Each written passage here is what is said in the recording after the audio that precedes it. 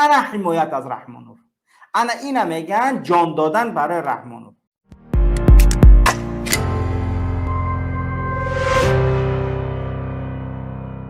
خوب، در مورد یک نوار دیگر هم از بقایای فرانت خلقی است که زمین هاشون میگیرن و تماشا کنید که چی میگن. ما در همه جا زندگی میکنیم. ما اکثریت یعنی مردم ما موجود ملتی در مسکو همه جا موندگی پیر این همه کمبغل بیچاره موندگی یک هکتاری دیگه تایی زمین داریم که گندم میکنیم. نه سال دیگه خیلی کار میکنیم و همون روز مونم میبریم. بازی ما را اینجا گفتن که شما اومدین کل از 11 تا 12 هکتار زمین ما را میگیرین و زمین را خراب نکنید. شما را اینو نماینده تو گفتن که بعد زمینای ما را میگیریم. ما چه میکنیم؟ گفتن که بخش شما دا کار ندارم. ما فرما میکنیم ما روز مونم میبریم. ما با شما کار نداریم.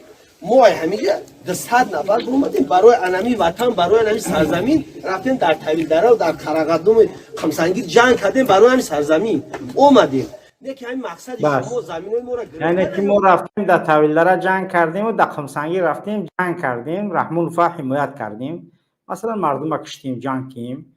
خب بقایای فرانت خلقی دیگه بایوی کی دیدر بینندگان گرامی، یعنی همونایی که برای رحمانوف جنگ کردن، همونایی که رحمانوف پلید از سر قدرت آوردن، امروز مقامات چه روان کرده زمیناشون از دستشون گرفته است. انا حمایت از رحمانوف. انا اینا میگن جان دادن برای رحمانوف. انا اینا میگن افرادی که برای رحمانوف جان دادن، برای رحمانوف خدمت کردن تا اینکه حاکمیت کانستیتوسیونی داخل نخونه به سر قدرت بیارن. اینا ببینید نتیجهشه.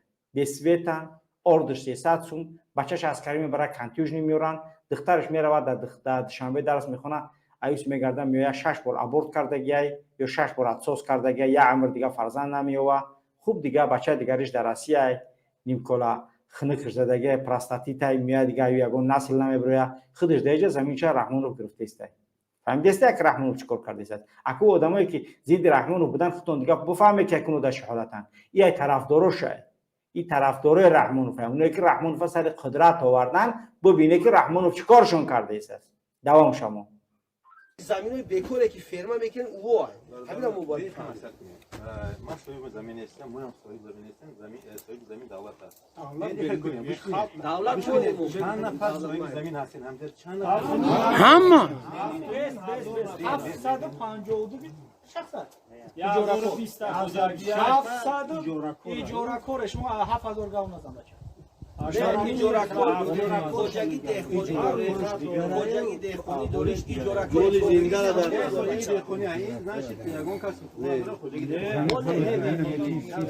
او با کار خودش دوام میتیه. او کارا که خودش خوب میدونه اومدگی برای چی، برای چیکار کنه، باید چگونه زمینا را بگیره.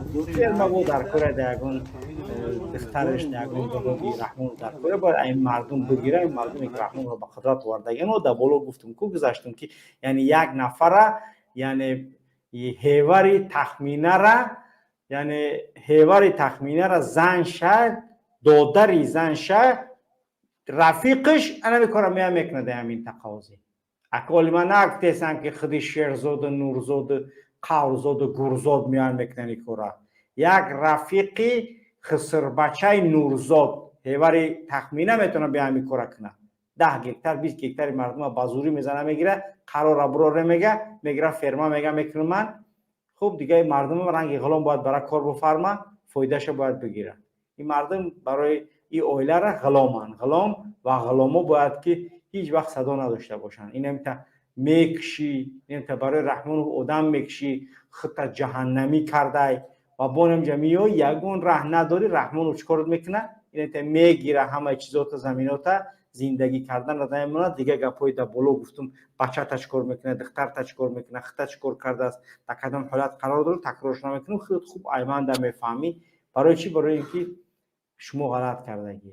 برای چی؟ برای اینکه غلط کردید در انتخاب شخصی که اونا یعنی که فکر کردید که حاکمیت کانستیتوسیونی را برای ما برقرار میکنه. رحمانوف حاکمیت اویلوی را برقرار کرده است و هیچ کار جز از منفعت اویلش بیرون عمل و کار نمیکنه.